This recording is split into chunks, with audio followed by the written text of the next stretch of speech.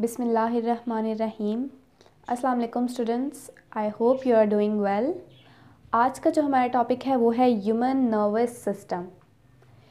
Human nervous system हमारे पास basically एक ऑर्गन सिस्टम है।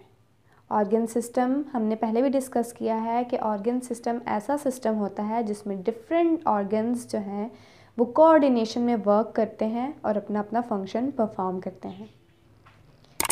ह्यूमन नर्वस सिस्टम हमारे पास फर्दर 2 टाइप्स में डिवाइडेड है।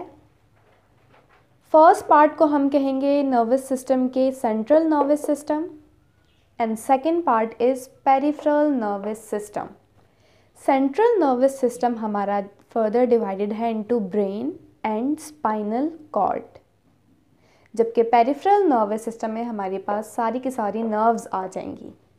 अब ये ब्रेन, स्पाइनल कॉर्ड और नर्व्स ये आपस में कोऑर्डिनेशन में वर्क करती हैं और अपना फंक्शन परफॉर्म करती हैं।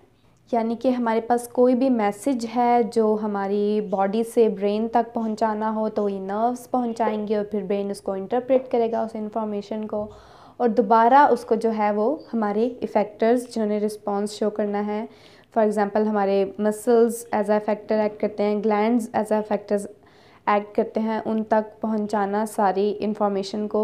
तो ये जो सारा फंक्शन है ये एक कोऑर्डिनेटेड वे में परफॉर्म हो रहा होता है और ह्यूमन नर्वस सिस्टम इसको कंट्रोल कर रहा होता है।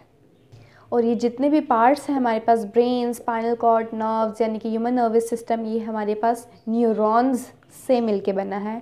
न्यूरॉन क्या है? न्यूरॉन आपके पास जो है वो basic unit of nervous system है। जैसे हमने कहा कि cell is the basic unit of life, यानी कि सेल से ही आगे मिल के हमारे पास डिफरेंट टिश्यू, ऑर्गन सिस्टम बने हैं। इसी तरह अगर अब हम एक ऑर्गन सिस्टम यानी कि ह्यूमन नर्वस सिस्टम की अगर हम बात करें तो इसकी बेसिक यूनिट हमारे पास न्यूरॉन है। जस्ट लाइक कि किडनी की हमारे पास बेसिक यूनिट नेफ्रॉन है, इसी तरह हमारे पास ह्यूमन नर्वस सिस्टम की जो बेसिक यूनिट है वो न्यूरॉन है, जिसको कि हम डिटेल में स्टडी करेंगे।